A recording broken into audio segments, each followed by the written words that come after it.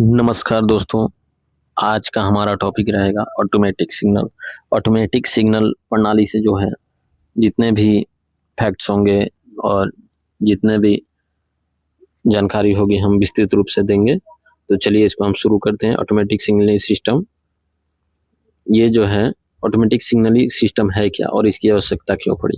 तो देखते हैं यहाँ पर पुराना सिस्टम मैनुअल होता था और लाइन क्लियर मैनुअल ही दिया जाता था। यानी कि स्टेशन ए से और स्टेशन बी के बीच जब गाड़ी चलानी होती थी तो उसमें केवल एक गाड़ी हम चलाते थे और मैनुअल लाइन क्लियर देने पर। लेकिन ऑटोमेटिक सिस्टम ऐसा है कि उसमें स्टेशन ए से स्टेशन बी को कई खंड में बांट दिया जाता है। प्रत्येक किलोमीटर पर सिग्नल लगा दिया जाता है और सिग्नल जो है ऑटो नियंत्रित होता है और एक के पीछे एक गाड़ियां चलती रहती। तो इसमें एक सेक्शन में हम कई गाड़ियां चला सकते हैं और मैनुअल जब होता था तो उसमें एक ही गाड़ी चलाते थे।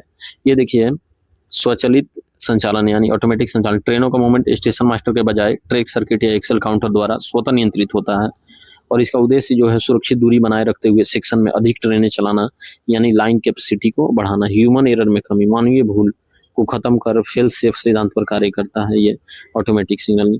अब देख लेते हैं ऑटोमेटिक ब्लॉक का स्वर्ण नियम।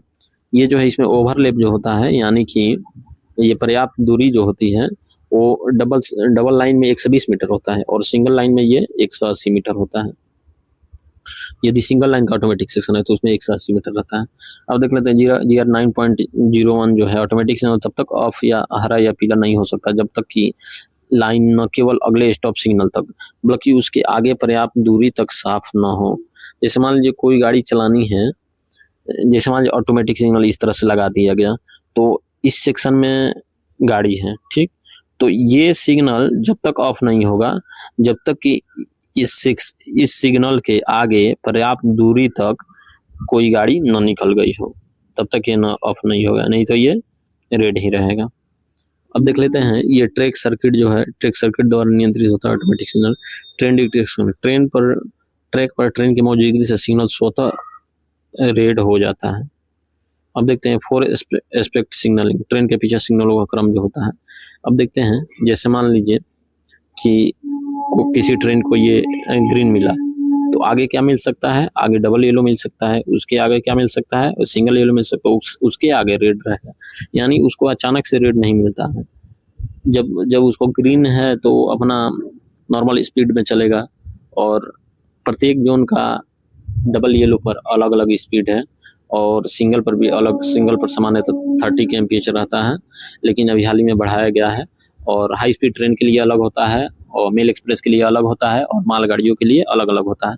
तो ये मान लीजिए ग्रीन मिल रहा है किसी ट्रेन को तो इसके जस्ट अगला जो सिग्नल रहेगा वो येलो रहेगा और उसके अगला सिग्नल जो है डबल येलो रहेगा, उसके अगला सिग्नल जो है येलो रहेगा और उसके अगला सिग्नल जो है वो रेड होगा। अचानक से मतलब रेड नहीं मिलेगा। अब देख लेते हैं, अब देखते हैं ब्रेकिंग दूरी, डिस्टेंस के आधार पर ऑटोमेटिक सिग्नल लगातार ट्रेन की गति को नियंत्रित करते हैं। अब एब्सोल्यूट ब्लॉक सिस्टम और ऑटोमेटिक ब्लॉक सिस्टम में हम देख लेते हैं। लाइन क्लियर जो है स्टेशन मास्टर से प्राप्त करना अनिवार्य है एब्सोल्यूट में, लेकिन ऑटोमेटिक में जो है ये डबल लाइन पर आवश्यकता नहीं, ऑटोमेटिक जो है स्वतः ही ये ऑफ ऑन होते रहता है। ओवरलैप दूरी जो होती है ये 400 मीटर होता है 2 एस्पेक्ट में, 180 मीटर जो होता है मल्टी एस्पेक्ट में। तो ये ब्लॉक ओवरलैप है। और सिग्नल ओवरलैप की बात करें तो सिग्नल ओवरलैप जो रहता है वो 180 मीटर रहता है 2 एस्पेक्ट में और मल्टी एस्पेक्ट में 120 मीटर रहता है। और इसमें जो है ऑटोमेटिक ब्लॉक सिस्टम में ये 120 मीटर डबल लाइन में होता है और 180 मीटर सिंगल लाइन में होता है।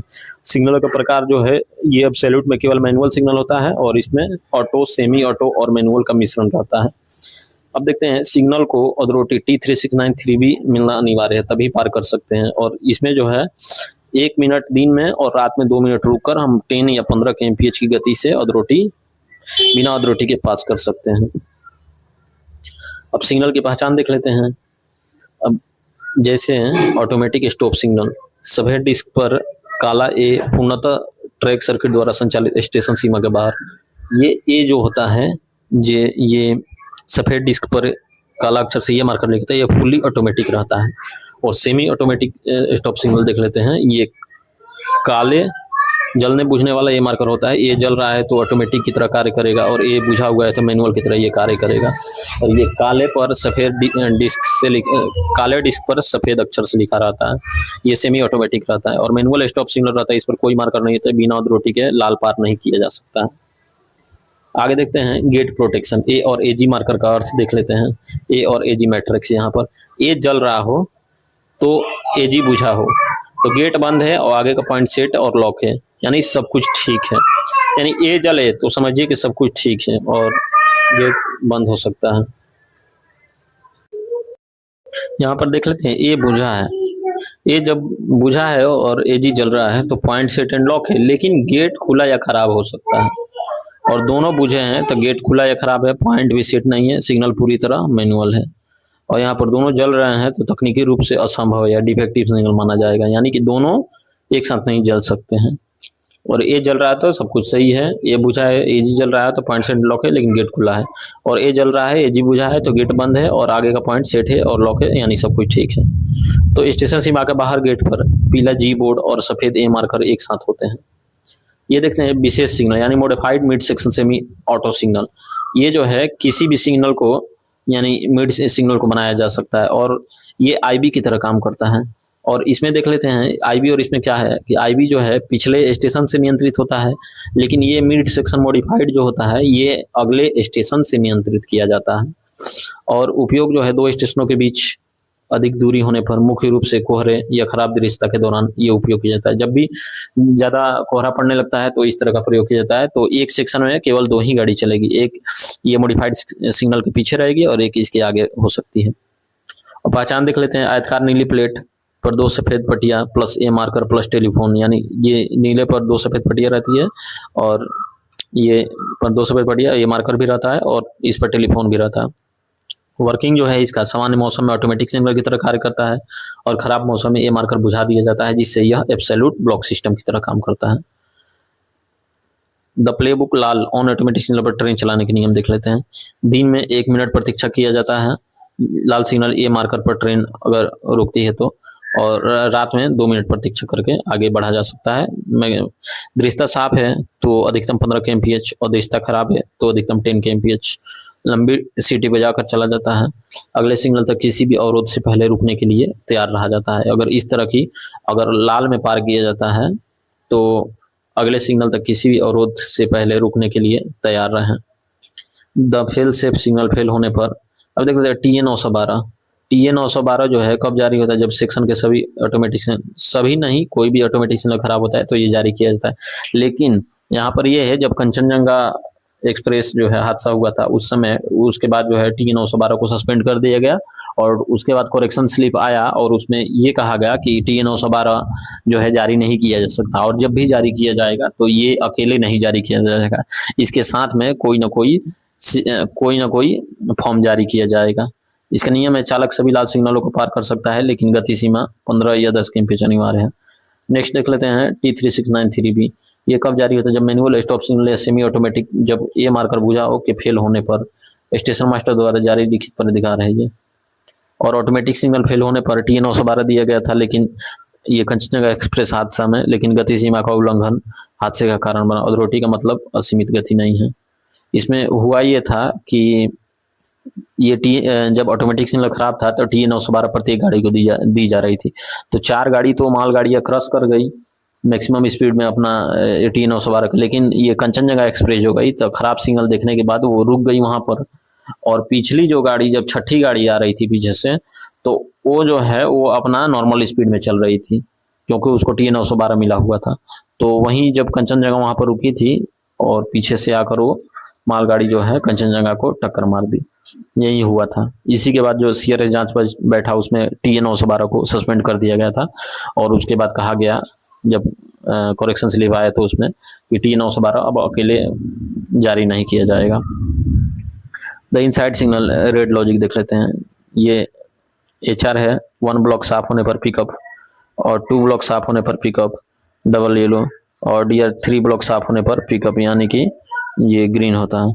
ये देख लेते हैं, यदि मुख्य फिलामेंट फ्यूज हो जाए तो एक्सिलरी फिलामेंट काम करेगा। यदि दोनों फ्यूज हो तो सिग्नल स्वतः अधिक प्रतिमान पहलू लाल प्रदर्शित करेगा। एलईडी स्पष्ट दिन के उजाले में 600 मीटर जो है विजिबिलिटी इसका है। अब एबीएस प्लस कवच देख लेते हैं। ये आपका प्राइमरी सिस्टम जो है कवच का, जो ट्रैक सर्किट के माध्यम से हार्डवेयर आधारित सिग्नल नियंत्रण, ओवरलैप सिस्टम जो वायरलेस तकनीक जो ट्रेन की गति की निरंतर निगरानी करती है। एक्शन जो है, यदि लोको पायलट एबीएस सिग्नल लाल को पार करता है या ओवर स्पीड करता है तो कवच स्वतः आपातकालीन ब्रेक लगा देता है। और सील फोर्स सर्टिफिकेशन, भारतीय रेलवे का कवच उच्चतम सुरक्षा अखंड स्तर प्राप्त है। आपातकालीन प्रोटोकॉल त्रिपक्षीय जिम्मेदारी, लोको पायलट जो है और लाल सिग्नल पर 1 या 2 मिनट नियम का सख्ती से पालन करता है। दृश्यता के अनुसार 10 या 15 kmph गति से बढ़ता है। T369 3B या T912 प्राप्त करने पर ही मैनुअल या डिफेक्टिव सिग्नल पार करता है। स्टेशन मास्टर देख लेते हैं। ऑटो सिग्नल फेलियर की स्थिति में T912 जारी करना और T912 के साथ कोई ना कोई फॉर्म जारी होगा, जैसे क्वेश्चन ऑर्डर हो गया या कोई भी फॉर्म हो गया। सेमी ऑटोमेटिक सिग्नल को पैनल से नियंत्रित करना, डिफेक्टिव सिग्नल की रिपोर्ट सिग्नल टेलीकॉम विभाग को देना। और ट्रेन मैनेजर जो करता है, ऑटोमेटिक सेक्शन में गाड़ी खड़ी होने पर पीछे से ट्रेन का बचाव करना, लोको पायलट की गति और नियमों की निगरानी करना। पीछे खड़े होकर यदि गाड़ी वहां पर रुकती है तो या तो पटाखा लगाकर बचाव करेगा 90, 180 और 190 मीटर के दूरी पर, या रेड सिग्नल दिखाते रहेगा वहां पर कोई पीछे से। अब देख लेते हैं नियम संख्या जो देख लेते हैं 9.01 जो है ऑटोमेटिक ब्लॉक सिस्टम की अनिवार्यता है। और ये GR 9.02 लाल ऑटोमेटिक सिग्नल को पास करने के नियम है, दिन में 1 मिनट और रात में 2 मिनट। और 9.0 ऑटोमेटिक सिस्टम में ट्रेन का बचाव जो है 90, 180 और उसके बाद फिर 190, यानी कि 90 और 180 और फिर 10 मीटर पर पटाखा लगाया जाता है। सेमी ऑटोमेटिक स्टॉप सिग्नल के संचालन के नियम जो है 9.14 में, 9.15 में गेट स्टॉप सिग्नल ए और एजी मार्कर के नियम है। जोनल रेलवे के एसआर के अनुसार स्थानीय निर्देशों का पालन नहीं हो रहे हैं। नेक्स्ट देख लेते हैं, अब प्रश्न उत्तर देख लेते हैं ऑटोमेटिक से। ऑटोमेटिक सिग्नल में लाइन क्लियर प्राप्त दूरी कितनी होती है? तो डबल लाइन में 120 और सिंगल लाइन में 180। खराब दिशा में लाल ऑटो सिग्नल पार करने पर अधिकतम गति जो है 10 kmph है। भारत में ऑटोमेटिक सिग्नल कब और कहाँ शुरू हुई थी? 1928 में करजत लोनावाला घाट सेक्शन में शुरू हुआ था। ऑटोमेटिक सेक्शन के सभी सिग्नल खराब होने पर कौन सा अथॉरिटी फॉर्म दिया जाता है? यानी T912 किसी भी फॉर्म के साथ दिया जाता है। एबीएस में डीसी ट्रैक सर्किट के लिए सामान्यतः उपयोग किया जाने वाला वोल्टेज है 50 वोल्ट है। ये मार्कर बुझा होने पर सेमी ऑटोमेटिक सिग्नल कैसा व्यवहार करता है? तो मैनुअल स्टॉप सिग्नल की तरह व्यवहार करता है। अब देख लेते हैं, ये एक लाइन हम रिवीजन कर लेते हैं। स्वचालित पद्धति अंतराल पर आधारित होता है, जिसमें 2 गाड़ियों के बीच एक निश्चित दूरी बनाए रखता है। पूर्ण ब्लॉक पद्धति में 2 ब्लॉक स्टेशनों के बीच केवल एक सेक्शन होता है, जबकि स्वचालित ब्लॉक पद्धति में 2 स्टेशनों के बीच ब्लॉक खंड को स्वचालित सिग्नल लगाकर स्वचालित सिग्नल सेक्शन में बांटा जाता है। नेक्स्ट है, स्वचालित ब्लॉक पद्धति में लाइन की लेने के बाद यातायात की दिशा निश्चित होती है। इसके बाद स्वचालित सिग्नल को नियंत्रित खंड पर गाड़ियां चल सकती हैं। इसको अपनाने के लाइन क्षमता 30% बढ़ जाता है। इस पद्धति में नियंत्रण सिग्नल होम और स्टार्टर होता है। इस पद्धति में सभी सिग्नल बहुसंख्यित होते हैं। इस पद्धति में सभी स्टेशन स्पेशल क्लास के स्टेशन होते हैं। नेक्स्ट है, इस पद्धति में पूरे खंड ट्रैक सर्किट व एक्सेल काउंटर लगा रहता है। इसमें लाइन क्लियर देते समय प्रथम रोक सिग्नल से आगे एक हरी लाइन पर कम से कम 180 और दोहरी लाइन पर कम से कम 100 मीटर पर्याप्त दूरी का साफ होना आवश्यक है। इसमें प्रस्थान पर देकर अंतिम रोक सिग्नल का ऑफ होना है।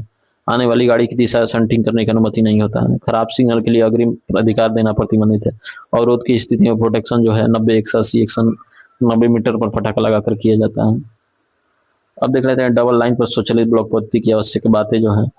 जहां गाड़ियों का संचालन डबल लाइन पर स्वचालित ब्लॉक पद्धति से होता है, वहां लाइन क्लियर ट्रैक सर्किट और एक्सेल काउंटर की व्यवस्था की जाएगी। आवश्यकता होने पर 2 निकटवर्ती ब्लॉक स्टेशनों के बीच के भाग को स्वचालित ब्लॉक सिग्नल सेक्शनों में बांटा जाता है। प्रत्येक ऐसे सेक्शन जो 2 क्रमिक रोक सिग्नलों के बीच परिचालित लाइन का भाग होगा और उससे गाड़ियों का प्रवेश रोक सिग्नलों को नियंत्रित होगा। ट्रैक सर्किट अथवा एक्सेल काउंटर स्वचालित सिग्नल सेक्शन में प्रवेश को शासित करने वाले रोक सिग्नलों को इस प्रकार नियंत्रित करेगा। सिग्नल तब तक ऑफ नहीं होगा जब तक कि लाइन न केवल अगले रोक सिग्नल तक बल्कि उसके आगे पर्याप्त दूरी तक साफ हो। जैसे ही गाड़ी सिग्नल को पार करेगी वैसे ही सिग्नल स्वतः ऑन स्थिति में आ जाएगा। जब तक विशेष संदेश द्वारा अन्यथा निर्देश जारी न किए गए हों तो उपरोक्त पर्याप्त दूरी 120 मीटर से कम नहीं होगी। सिंगल लाइन में ये देख लेंगे आप लोग, जैसे सिंगल लाइन में स्वचालित ब्लॉक आवश्यक बात, जहाँ गाड़ी को संचालन सिंगल लाइन पर स्वचालित ब्लॉक पद्धति से होता है वहाँ लाइन पर निरंतर ट्रैक सर्किट अथवा एक्सेल काउंटर की व्यवस्था की जाएगी। अगले ब्लॉक स्टेशन से लाइन क्लियर प्राप्त होने के बाद ही यातायात की दिशा निर्धारित की जाएगी।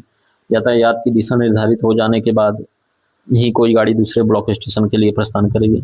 लाइन क्लियर मिलना तभी संभव होगा जब तक कि लाइन क्लियर देने वाले ब्लॉक स्टेशन पर लाइन केवल प्रथम रोक सिग्नल तक ही नहीं बल्कि उससे आगे भी पर्याप्त दूरी तक साफ हो। दो निकटवर्ती ब्लॉक स्टेशनों के बीच के लाइन को स्वचालित रोक सिग्नल लगाकर दो या अधिक स्वचालित ब्लॉक सिग्नल सेक्शन में बांटा जा सकता है। यातायात की दिशा निर्धारित हो जाने के पश्चात प्रत्येक स्वचालित ब्लॉक सिग्नल सेक्शन के अंदर उससे होकर तथा बाहर जाने के लिए गाड़ियों का संचालन संबंधित रोक सिग्नल के द्वारा नियंत्रित किया जाएगा और वह स्वचालित रोक सिग्नल तब तक ऑफ स्थिति में नहीं आएगा जब तक कि लाइन अगले स्वचालित रोक सिग्नल तक साफ नहीं हो जाता। यदि अगला रोक सिग्नल हस्तचलित रोक सिग्नल है तो लाइन से आगे भी पर्याप्त दूरी तक साफ नहीं हो जाता। यातायात की दिशा के विपरीत सभी रोक सिग्नल को ऑन स्थिति में होंगे जब तक अनुमोदित विशेष संदेश द्वारा अन्यथा निर्देश जारी न किए गए, जो तो उपरोक्त पर्याप्त दूरी 180 मीटर से कम नहीं होगी। यानी सिंगल लाइन में सामान्यतः सिंगल लाइन में पर्याप्त दूरी जो है 180 मीटर होती है और डबल लाइन में पर्याप्त दूरी जो है 120 मीटर होती है। तो चलिए दोस्तों, धन्यवाद और ऐसे ही बने रहे हमारे साथ। आगे भी हम और भी टॉपिक को अच्छे से कवर करेंगे। वीडियो बनाते समय बारिश बहुत ज़्यादा तेज आ गया, तो चलिए हम इसको आज यहीं पर रोकते हैं। धन्यवाद।